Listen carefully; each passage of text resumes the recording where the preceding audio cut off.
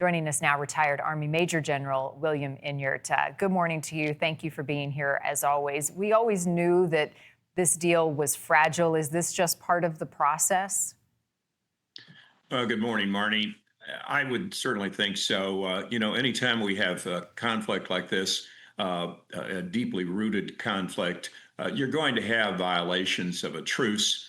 And I would suspect that these violations will continue.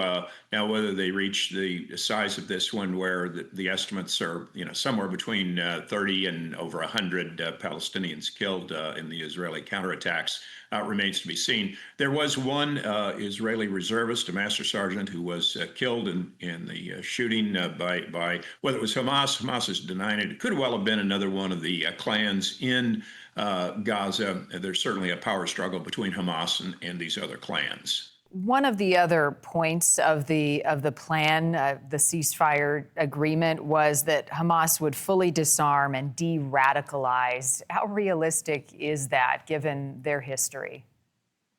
Well, I think that's really highly unlikely. To fully disarm Hamas, you're going to have to search every nook and cranny and tunnel and pile of rubble in Gaza. So to get them to disarm, they realize that would essentially wipe them out as a power center in Gaza. And I mentioned earlier that there are other clans who are struggling to obtain power.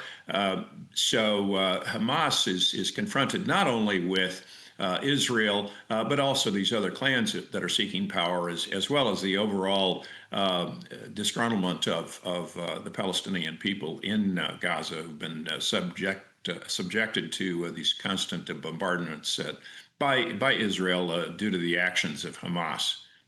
Some may be wondering who's calling the shots with Hamas. I mean, the organization has been so severely dismantled. Do we know who is at the helm? Is it a group of people? And who's part of the negotiation?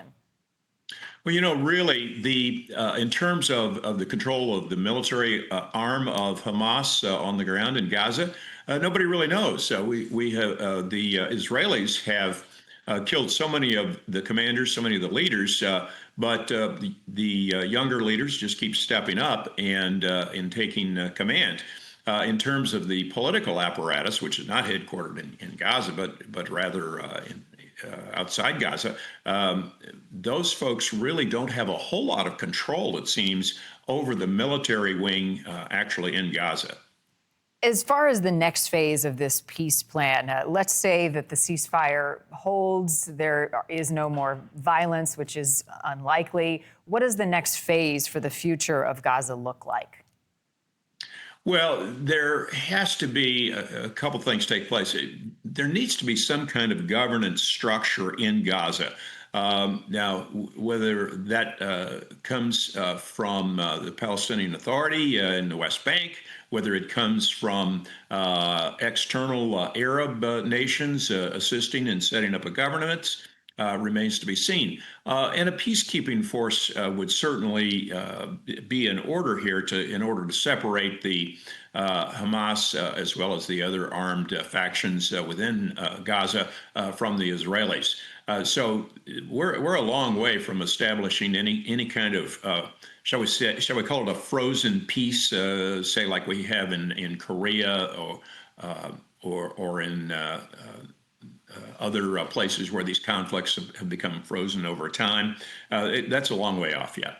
Major General William Enyart, as always, thank you, sir.